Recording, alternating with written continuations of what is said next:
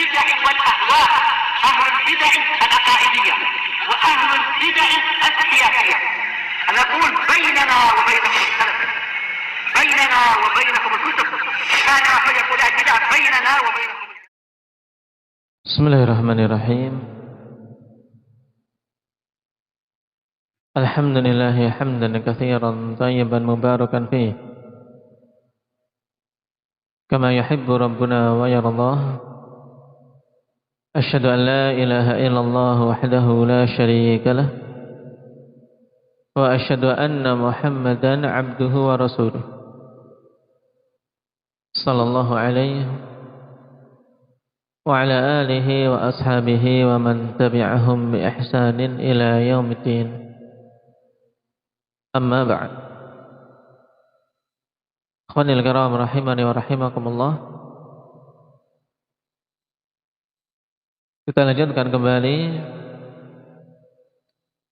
pembahasan kita seputar akhta'ul musallin, seputar kesalahan-kesalahan orang yang melakukan salat di dalam salat mereka.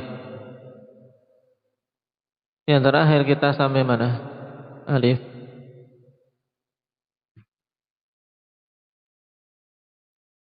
Terakhir kita sampai pada pembahasan sujud, di mana yang sunnah dalam masalah sujud,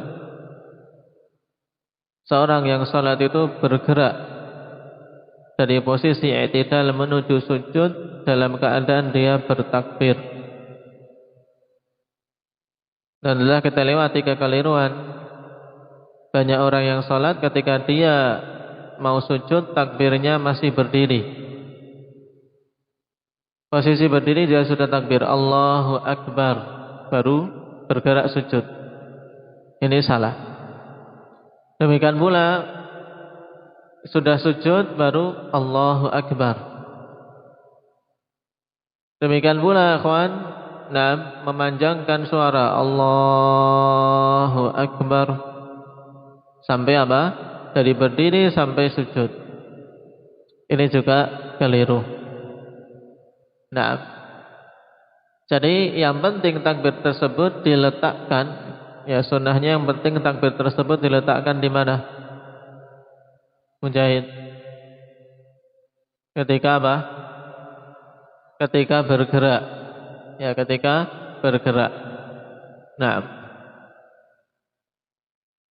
Baik. Yang mana yang dikedepankan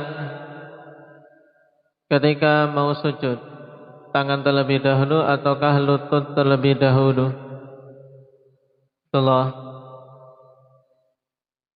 Tangan terlebih dahulu. Dan ini yang rajih.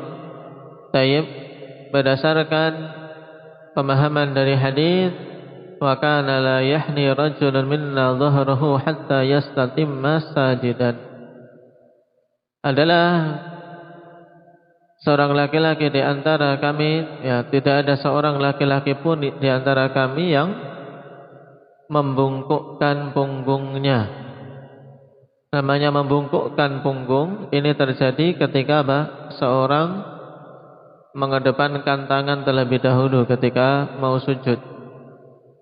Adapun kalau mengedepankan lutut, maka tidak perlu membungkukkan punggungnya. Baik. Ini pembahasan yang terakhir. Baik. Dan juga telah kita lewati bahwasanya sujud itu mesti pada sam'ati a'zum. Harus meliputi 7 tulang. Apa saja itu? Aba Mursalin, dari 7 tulang tersebut yang wajib harus menempel di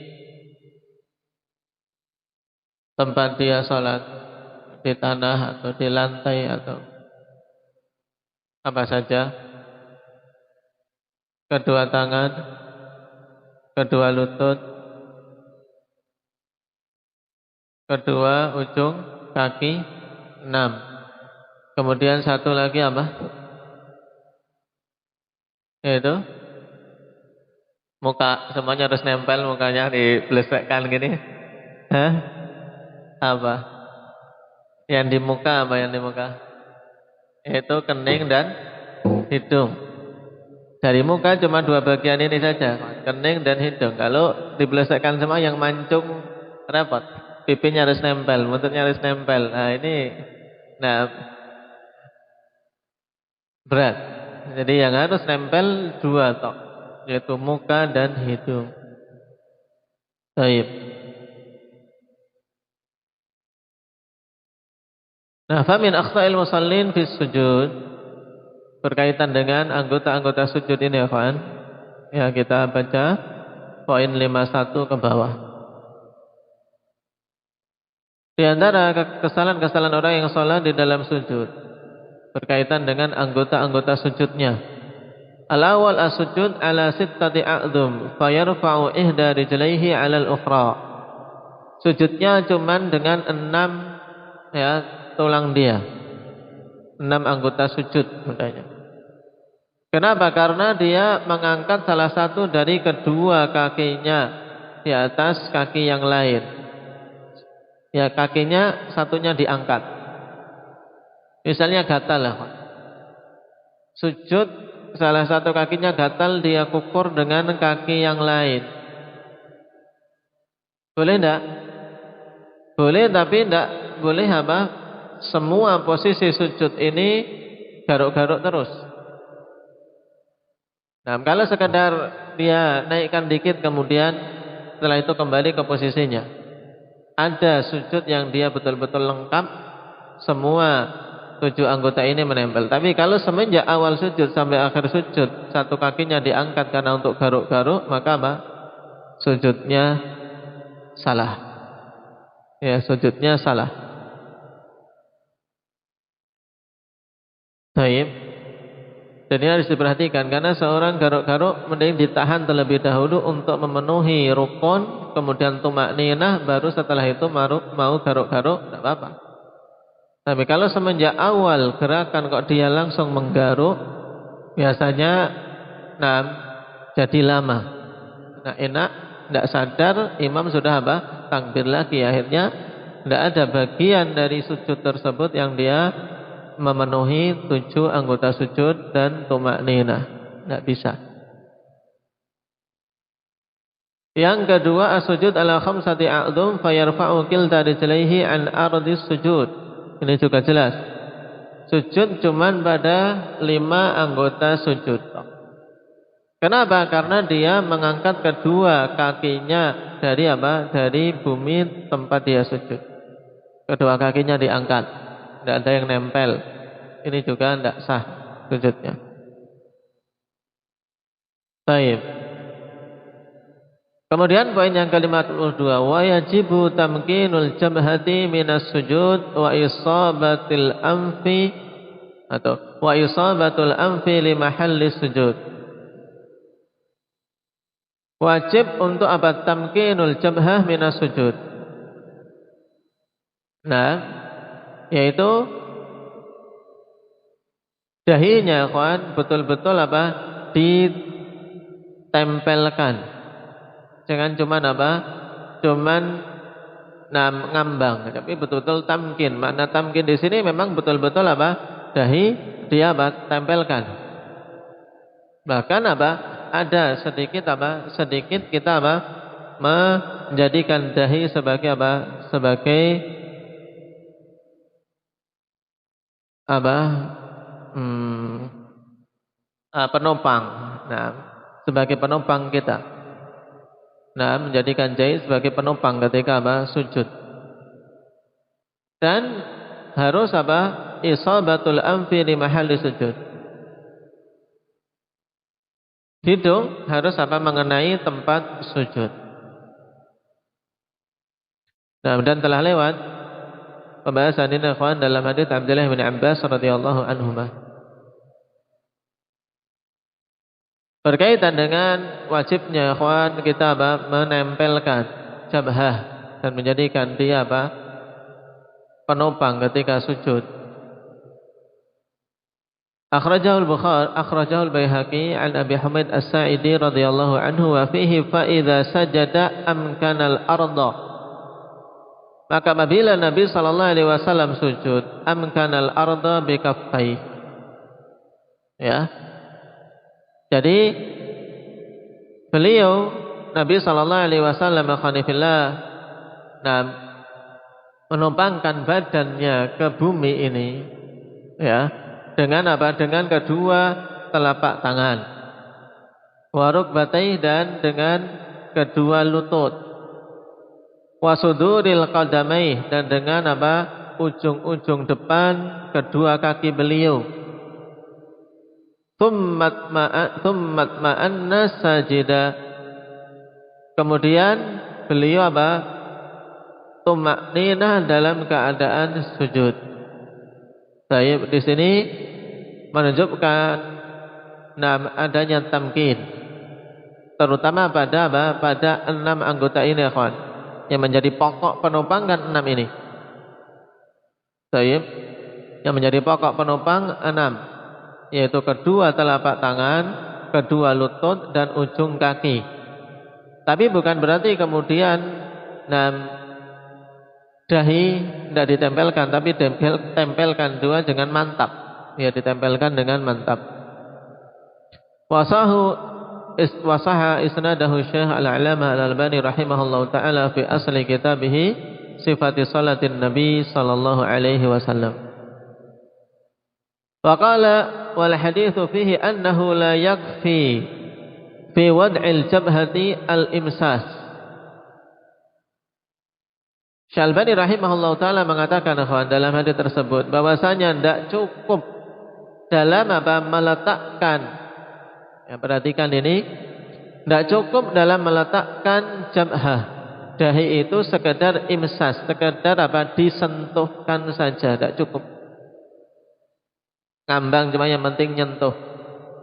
Nah, bal yajibu an yatahamala ala maudhi'i sujudi Bisiqali ra'sihi wa unuqih. Bahkan wajib untuk apa? Betul-betul dia apa? Dia menopangkan, ya, menopangkan pada tempat sujudnya beratnya kepala dan leher. Ya, dia topangkan kepala ini dan leher ke apa? Ke tempat sujud. Hatta tastaqirra jabhatuh, sampai apa? Dahinya itu betul-betul kuat di situ. Bihaitsu innahu law sajada ala qutnin aw hashishin aw syai'in mahshuwin bihima wajaba an yatahamala hatta yankabisa wa yadhhara atharuhu ala yadin law furidat tahta dzalikal mahshu. Baik. Dan ini bagus untuk diperhatikan dan kita ulang bacanya agar apa? Agar lebih ditekankan lagi dalam masalah sujud. Wajib ini, kawan. Baik. Nah, untuk mengetahui bahwasanya dia telah apa? Menjadikan dahinya, dan hidungnya sebagai penopang ketika sujud, untuk bagian kepala dan leher. Bagaimana mengetahuinya? Di mana dia seandainya saja sujud pada suatu kapas. Pada kapas atau apa? Atau rerumputan. Atau sesuatu yang diisi dengan keduanya. Bantal yang diisi kapas, mudahnya, ikhwan. Bantal diisi kapas. Kemudian engkau sujud di atasnya. Maka apa? Tentunya akan apa? Akan belesak. Ini akan apa? Akan apa? Ambles. Sama. Ya. Tayyib. Ambles. Ya. Dikarenakan apa? Adanya tekanan. Dan akan nampak, ya, akan nampak bekasnya. Seandainya saja tangan kita letakkan di bawah bantal tadi, kawan, akan terasa. Tayyib, akan terasa. Kenapa? Karena kapas kan tidak punya tenaga, ya tidak? Tidak punya tenaga untuk menahan. Jika kita sujud di atas daya akan melesat. Sehingga kenanya di tangan di bawahnya. Nah, ini maksud yatahamal. Tapi kalau sujud di atas kapas masih tetap saja. Misalnya apa? Ini udah bantal dari kapas, kemudian sujud, cuman tidak ada amblesnya, ini sujudnya belum betul. Paham? Itu maksudnya. Nah, berarti dia cuma sekedar nempelkan saja, tidak ada apa? Tidak ada upaya untuk menjadikan dahi sebagai apa?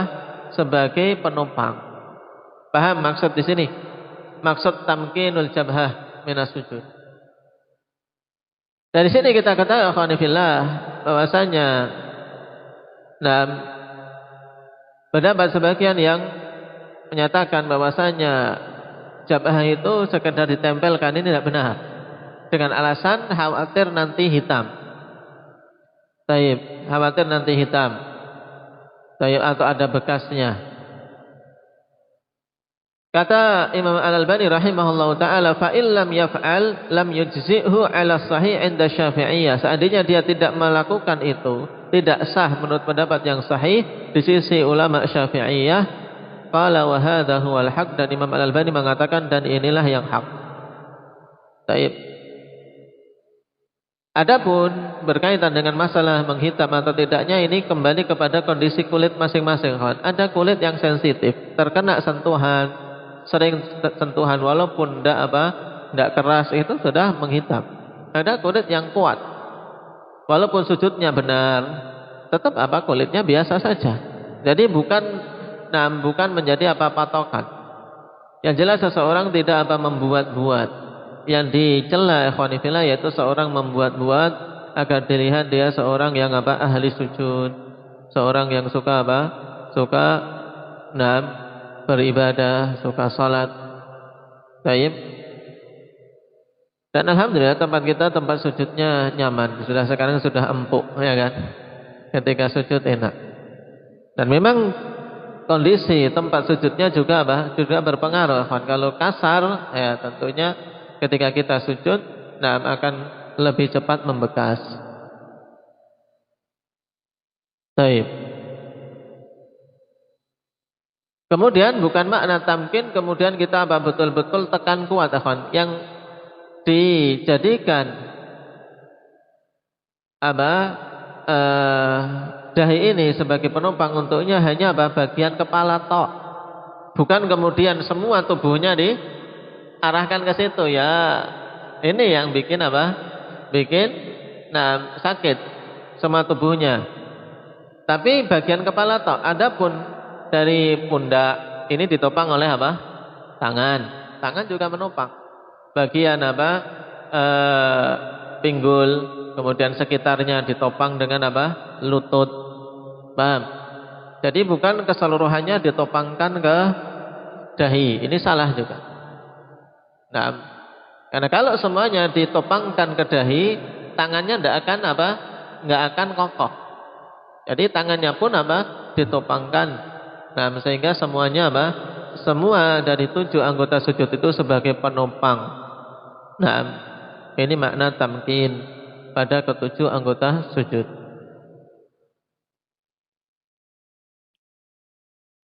Qala fa min akhta'il musallin fi sujud, ya, maka di antara kekeliruan orang-orang yang salat dalam permasalahan sujud berkaitan dengan hal ini, ikhwan, yang pertama ada mutamkinil jabhah. Ya, tidak mau tidak mau meletakkan dengan kokoh dahinya di tempat sujud, cuma sekedar menyentuh. Ini keliru. Yang kedua, as-sujud ala a'lal jabhah wa adamis sujudi alal anf. Sujudnya cuman pada bagian atas, dahinya, kawan, dan tidak menempelkan hidungnya. Jadi bagian atas tok dia sujudnya, hidungnya tidak nempel. Ini banyak pada sujudnya anak-anak biasanya.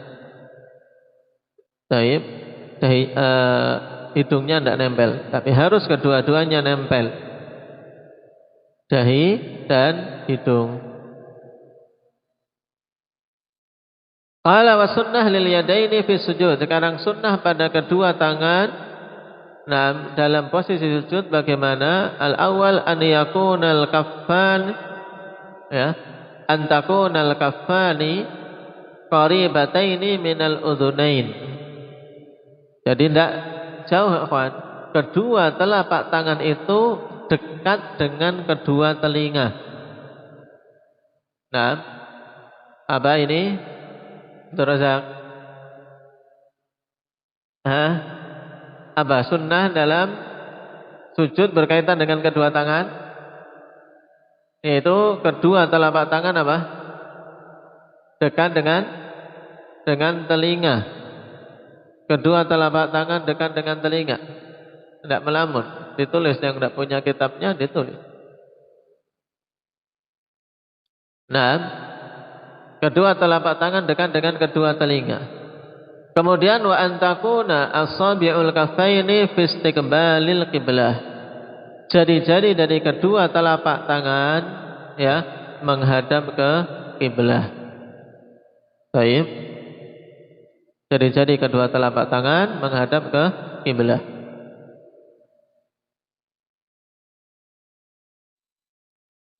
Adapun dalil untuk dekatnya dengan kedua telinga, ikhwan, rawahu Muslim an Wa'il bin Hujr radhiyallahu anhu wa fihi falamma sajada wada'a wajhahu baina kaffayhi.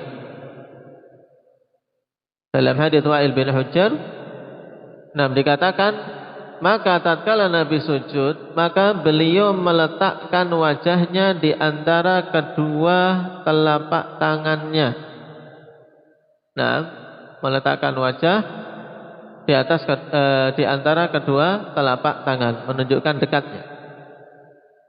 Jadi kedua telapak tangan di tengah-tengahnya wajah.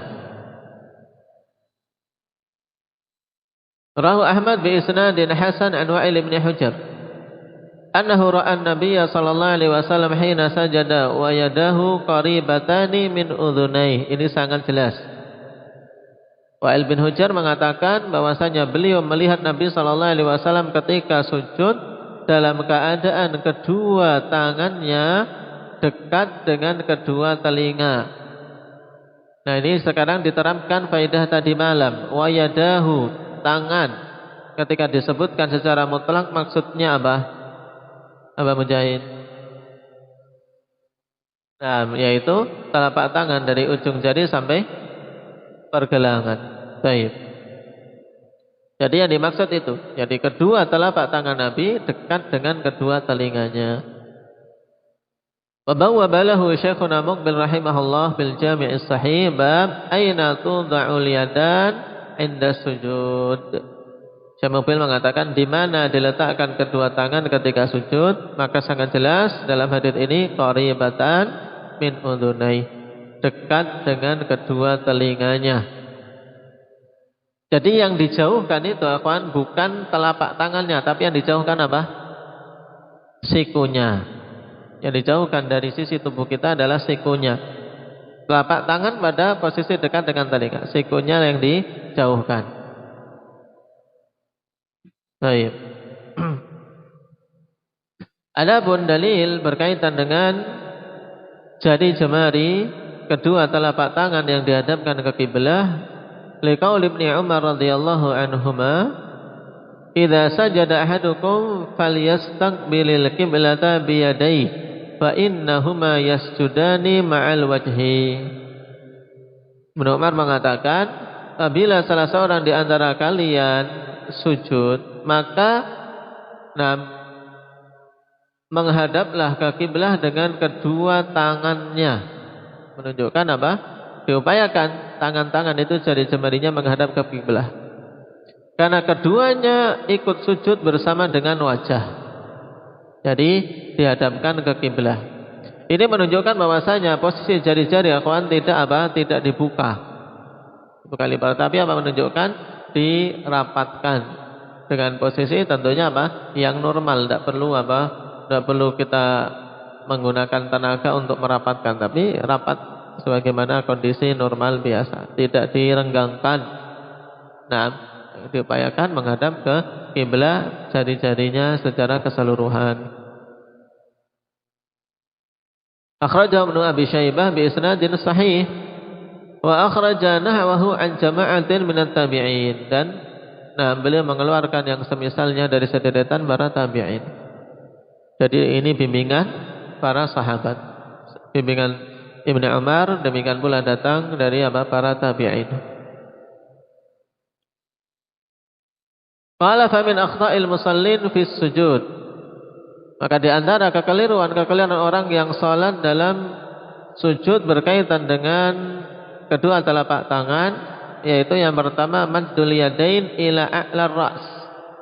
Nah ini dia menghamparkan kedua tangan sampai di atas kepala. Jadi kepalanya di belakang. Nah di sini sujud. Ketika sujud tangannya di depan, nah kepalanya di belakang.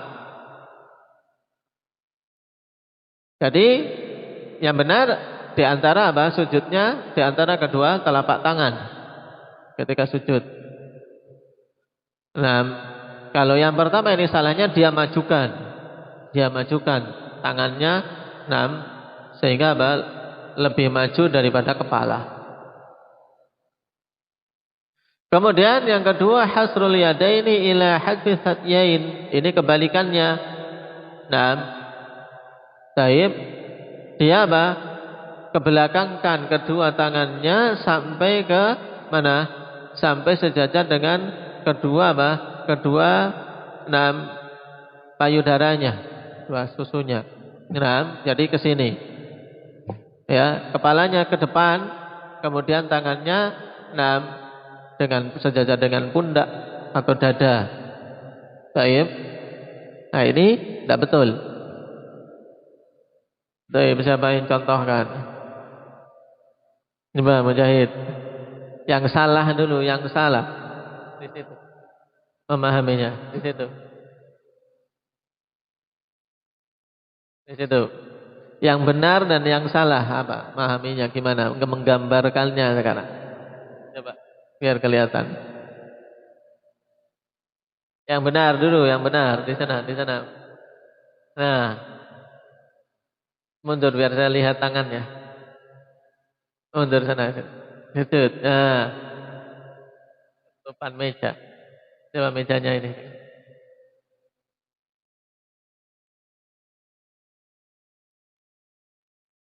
Nah, itu yang betul atau yang salah? Tangannya nih. Yang betul dulu, yang betul mana? Nah, itu yang betul. Yang salah? Yang majukan tangan ke depan kepala mana? Majukan. Intinya kepalanya ke depan. Yang membelakangkan tangannya. Nah, gitu. Salah, ya.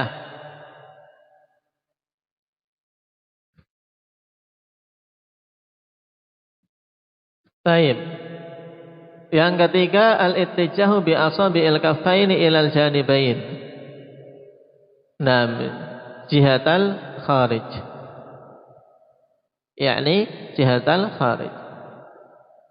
Yaitu menghadapkan jari-jari kedua telapak tangan ke dua sisi luar, Afwan. Jadi gini. Nah, kayak Mujahid tadi, bagiannya kayak gini. Keluar. Kemudian yang keempat al-ittijahu bi asabi'il kaffaini ila dakhil, yaitu menghadapkan jari jemari kedua telapak tangan ini ke arah dalam, ke arah kepala. Ini juga salah. Tapi upayakan lurus. Jadi diperhatikan kalau seorang sudah tahu ini, kawan berusaha untuk apa?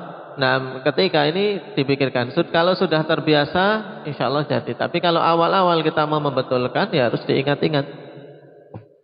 Jadi diupayakan dengan hadis Ibnu Umar tadi, jari jemari menghadap kiblat, tidak menceng keluar, tidak menceng ke dalam. Kemudian yang kelima, muqarabatul kaffaini ilal wajhi hatta yulamisa bihimal am. Tadi telah kita lewati dekat dengan apa? Dengan telinga. Tapi bukan berarti nempel. Namanya dekat kan tidak nempel. Nah, ini terlalu dekat, kawan. Jadi terlalu dekat kedua telapak tangannya ke wajah. Nah, karena kalau kita sujud kan yang paling luar telinga ya kan. Nah, maka ini dekat dengan telinga, tidak sampai nempel. Nah, ini didekatkan ke wajah sehingga hampir-hampir menyentuh apa? Hidung. Nah, ini kadang sujudnya anak-anak, jadi biar ada apa? Dia tangannya ini untuk penopang, tangannya untuk apa? Ganjel. Ya, untuk ganjel mukanya. Ini keliru. Yang keenam kebalikannya, muba'adatul kaffaini 'anil wajhi muba'adatan syadidah. Ya, menjauhkan kedua telapak tangan ini dari wajah dengan apa? Penjauhan yang jauh. Nah, ini mungkin orang yang sholat sendirian, orang sholat sunnah atau ketika jadi imam. Kalau jadi makmum insya Allah tidak akan terjadi ini. Kenapa? Karena ada temannya di sampingnya. Tapi ketika sholat sendirian, ketika jauh, sujudnya tangannya dijauhkan. Nah, pikirannya ini sunnah, sehingga antara siku ini tegak lurus. Ya, misalnya membentuk sudut 90 derajat ini, biar bayangannya yang ketika membayangkan yang apa? Yang kambing lewat itu. Pikirannya dengan menjauhkan ini, tidak. Tapi maksudnya adalah apa? Ini tetap dekat, cuman ini diangkat. Jadi ada lubang. Ya, ada lubang besar. Nah, yang apa? Yang terbentuk dengan sebab diangkatnya ketiak. Nah, bukan dengan sebab apa? Dijauhkannya telapak tangan dari apa? Dari wajah. Jadi yang sunnah telapak tangan dekat dengan kedua telinga. Baik. Nah, baru yang berkaitan dengan tangan juga, ikhwan, perhatikan poin yang ke-54. Fasunnatul mutawatiratu fi sujudi tafrijul yadaini 'anil ibtain. Faqad kana Nabi sallallahu alaihi wasallam yubalighu fi dzalika hatta law anna bahimatan sya'at an tamurra baina yadayhi lamarrat. Termasuk sunnah yang mutawatir karena sangat banyak dalil yang menunjukkannya dalam permasalahan sujud, yaitu apa? Tafrijul yadaini 'anil ibtain. Nah, merenggangkan kedua tangan, ikhwan, dari apa? Dari ibtain. Dari dua sisi apa?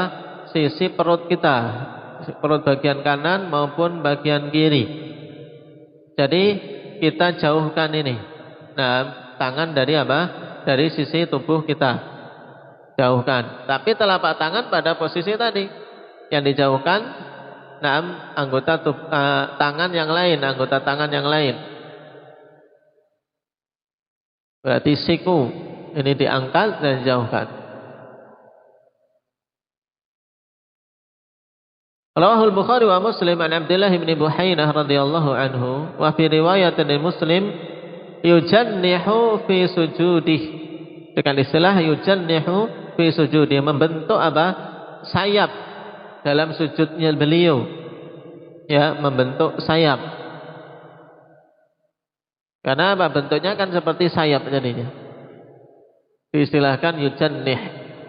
Hatta yura wadahu ibtai, sampai terlihat jelasnya kedua apa? Kedua ketiak beliau. Ya, karena pakaian Arab saat itu ya ya paling rida dan apa? Rida dan izar. Kalau pakai rida, yaitu pakaian yang ketika kita pakai cuman ihram saja paling. Ketika ini kan terbuka, karena cuman diselimpangkan. Ketika mau sujud seperti ini akan apa? Terlihat jelas ketiaknya.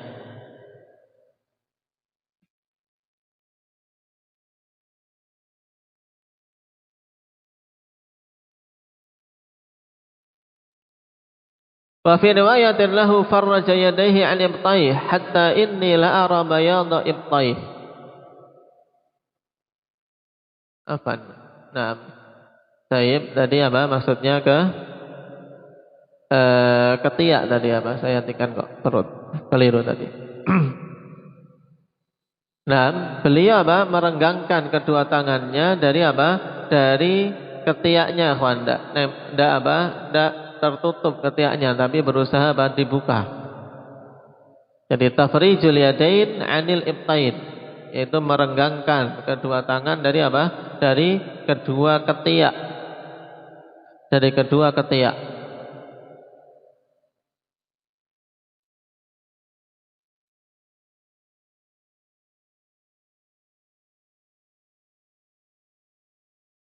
Sampai-sampai aku melihat putihnya ketiak Nabi sallallahu alaihi wasallam. Wa qalu farraja baina yadayhi, yakni baina yadayhi wa jambayhi. Nah, maksud beliau kawan, nah, merenggangkan antara kedua tangannya, itu maksudnya antara kedua tangan dengan sisi tubuhnya. Yujannihu fi sujudi huwa bimakna farraja baina yadayhi. Nah, makna yujannihu membentuk sayap di dalam sujudnya, yaitu sama maknanya, yaitu apa? Merenggangkan antara apa? Antara tangan dengan apa? Dengan sisi tubuh beliau sehingga tidak nempel. Ini juga sama maknanya dengan apa? Membuka atau merenggangkan ketiak. Jadi dalam artian tangan tidak apa? Tidak terkatup, tidak nempel ke sisi tubuh. Ya, tapi ketiaknya terbuka.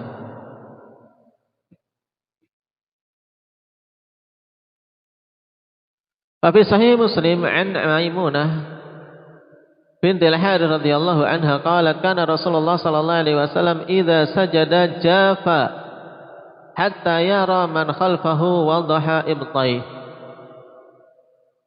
Adalah dulu Nabi sallallahu alaihi wasallam apabila sujud jafa. Nah, yaitu apa? Merenggangkan. Nah, merenggangkan tangannya dengan mengangkat sikunya dan menjauhkan dari sisi tubuh beliau, sampai orang yang berada di belakang beliau bisa melihat jelas kedua ketiak beliau sallallahu alaihi wasallam. Qala Waqi' yakni bayadahuma, maksudnya adalah putihnya ketiak beliau sallallahu alaihi wasallam. Wa fi sahih Muslim anha radhiyallahu anha qalat kana Rasulullah sallallahu alaihi wasallam idza sajada khawwa bi yadayhi, yakni jannaha hatta yura wadahu ibtaihi min waraihi. Adalah dulu Rasulullah sallallahu alaihi wasallam apabila sujud khawwa dengan kedua tangannya, maksudnya apa? Membentuk apa?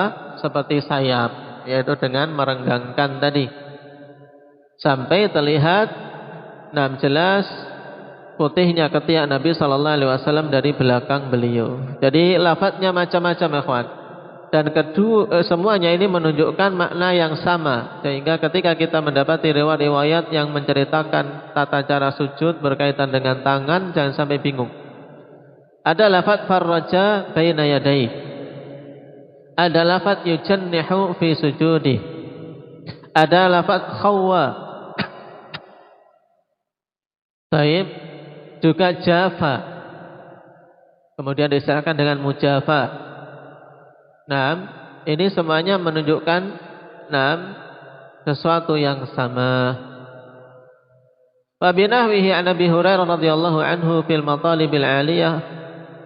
Naam, was sahihil musnad wa inda an-Nasa'i bi isnadin hasan an al-Bara' ibn Azib radhiyallahu anhu anna Rasulullah sallallahu alaihi wasallam kana idza shalla jakha. Ini lafaz lain, jakha ay fataha adudai. Maksud jakha yaitu membuka adud beliau. Mana adud? Adud itu mana? Alif. Tunjukkan di bagian tangan antum mana ya bagian adud. Adud itu mana? Ini adud. Jadi perhatikan fataha adudai, berarti enggak ditempelkan ke ketiak, maksudnya dibuka lengan atasnya. Nah, dibuka. Kalau ini ditutup tapi dia buka. Ini makna jakha. Juga sama khawwa. Ya, masing-masing para sahabat ikhwan mengungkapkan dengan ungkapan ketika melihat sujudnya Nabi sallallahu alaihi wasallam, tapi semuanya menunjukkan posisi yang sama.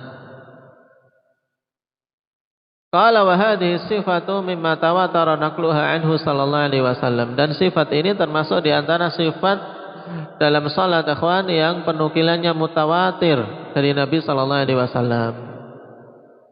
Nah, Imam Nawawi perhatikan menyimpulkan kalimat-kalimat tadi ikhwan. Qala al-Imam An-Nawawi rahimahullah, farraja wa jannaha wa khawwa bimakna wahid. Ya, semua ini ikhwan, farraja kemudian jannaha, kemudian khawwa, maknanya satu. Wa maknahu kulluhu ba'ada mirfaqaihi wa adudaihi an jambaihi. Sudah, ini diingat-ingat.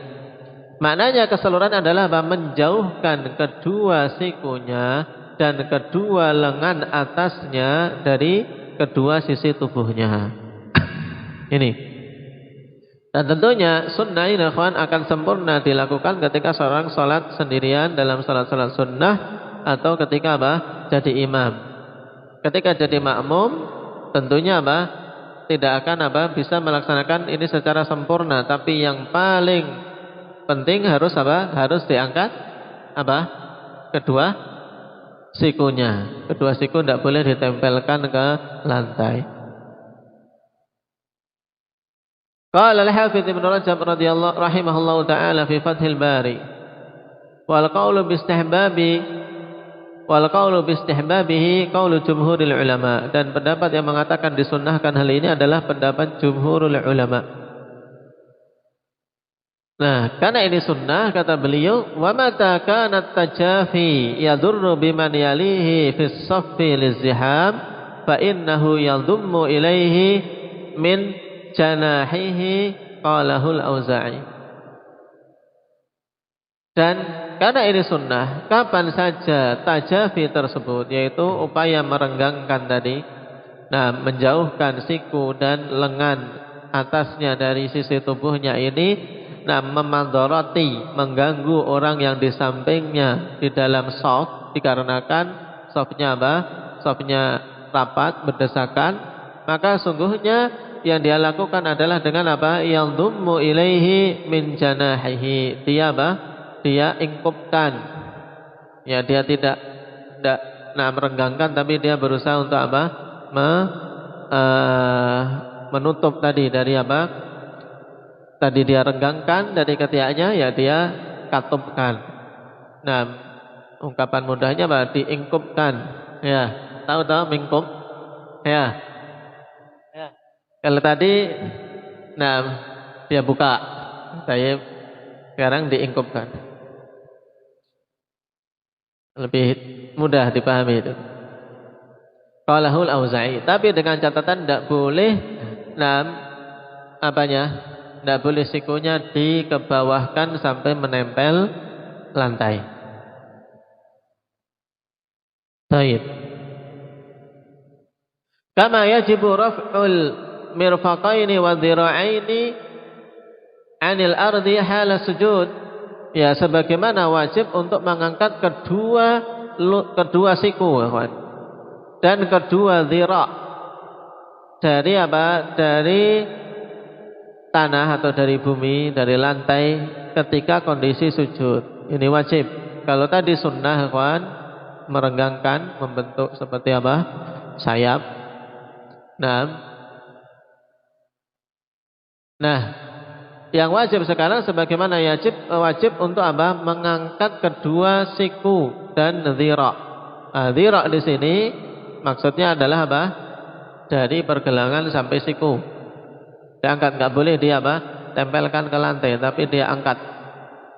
Nah, yang nempel berarti cuman telapak tangan tok. Telapak tangan nempel, harus nempel. Kemudian diangkat. Dhira' dan sikunya. Kenapa adud tidak disebutkan, tidak harus mengangkat adud? Kenapa Umar? Karena otomatis ya kan, kalau keduanya diangkat adud mana bisa nempel. Ya, adud tidak akan bisa nempel ke lantai. Baik. Maka ini wajib mengangkat kedua siku dan dhiraknya dari apa? Dari lantai ketika posisi sujud. Apa dalilnya? Liqauli Nabi sallallahu alaihi wasallam, "Idza sajadta fadha kaffaika warfa' mirfaqaik."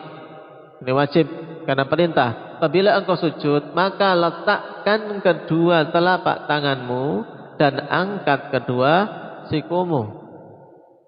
Nah, ini Nabi sebutkan dua siku karena otomatis siku diangkat ya. Nah, otomatis apa? Dhira' juga terangkat sebenarnya. Nah, dhira' sudah otomatis terangkat. Jadi sikunya angkat, maka dhira'nya terangkat pula. Anil Bara' ibn Azib wa liqaulihi sallallahu alaihi wasallam wa la yabsut ahadukum dhira'aihi imbisatal qalb. Nah, ini alasan kenapa Syekh menyebutkan secara khusus dhira' agar apa? Ditegaskan, dhira' diangkat. Nah, karena Nabi jadikan apa? Jadikan ini secara khusus pada larangan. Yaitu jangan engkau hamparkan atau jangan sampai salah seorang di antara kalian menghamparkan kedua dhira'nya seperti apa? Seperti menghamparkannya seekor anjing. Baik. Anjing kawan ketika duduk itu kan dhira'nya dihamparkan di lantai. Nah, ya kan? Kaki belakangnya tegak, kemudian yang depannya dihamparkan di lantai. Ini dilarang kita menyerupai anjing ketika sujud. Baik.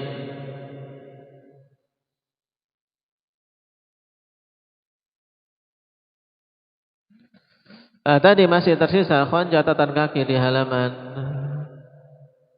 39, tapi penomorannya masuk ke halaman ini, dinomori nomor 1 sehingga terlewatkan, yaitu maksud hatta law anna bahimatan sya'at an tamurra bayna yadayhi lamarat. Seandainya saja bahimah itu mau lewat di antara kedua tangan beliau, maka bisa lewat. Nah, ini penggambarannya bagaimana, maksud bahimah itu bagaimana ini. Hadis tersebut dikeluarkan oleh Imam Muslim dari Maimunah. Nah, qala Abu Ubaidah wa ghairuhu min ahli lughah al-bahmah atau bahimah ini harus bahimah ada alifnya, ada ya-nya kok alif.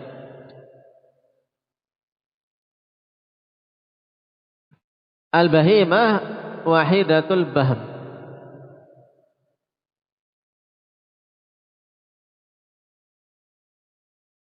Wahia auladul ghanam minadh-dhukuri wal inath. Nah, yaitu anak kambing cempe. Ya, cempe baik baik jantan atau betina. Anak kambing bahasa Jawanya cempe. Kalau luar Jawa apa namanya? Ada nama khusus enggak? Anak kambing apa? Ya, anak kambing gitu kan. Berarti kaya bahasa Jawa masih. Masing-masing punya nama. Wa jam'ul bahm wa jam'ul bahm biham bi kasril ba. Jamaknya biham. Wa qala al-Jauhari al-bahmah min auladid dha'n khassah wa yutlaqu 'ala adh-dhakari wal untha. Naam, bahmah itu anak dari dha'n secara khusus, yaitu biri-biri, yaitu wedhus gembel. Nah, khusus itu namanya bahmah. Yang jantan atau yang betina. Kalau as-sikhal auladul ma'zi. Nah, auladul ma'iz. Sedangkan sikhal adalah anak-anak kambing apa? Kambing Jawa, model-model kambing Jawa. Karena kambing ada dua jenis, dha'an dan ma'iz. Ini menurut Jauhari. Yang penting di sini kita bisa mengetahui bahwasanya dimaksud dengan apa? Lau anna bahimatan sya'at an tamurra baina yaday, maksudnya apa? Seandainya saja seekor anak kambing, ya berarti kecil, ya, anak kambing yang kecil mau lewat di antara kedua tangan Nabi sallallahu alaihi wasallam, maka bisa lewat.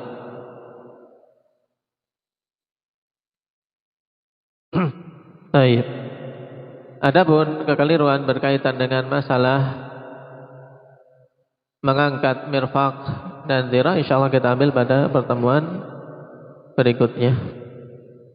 Subhanakallahumma wa bihamdika asyhadu an la ilaha illa anta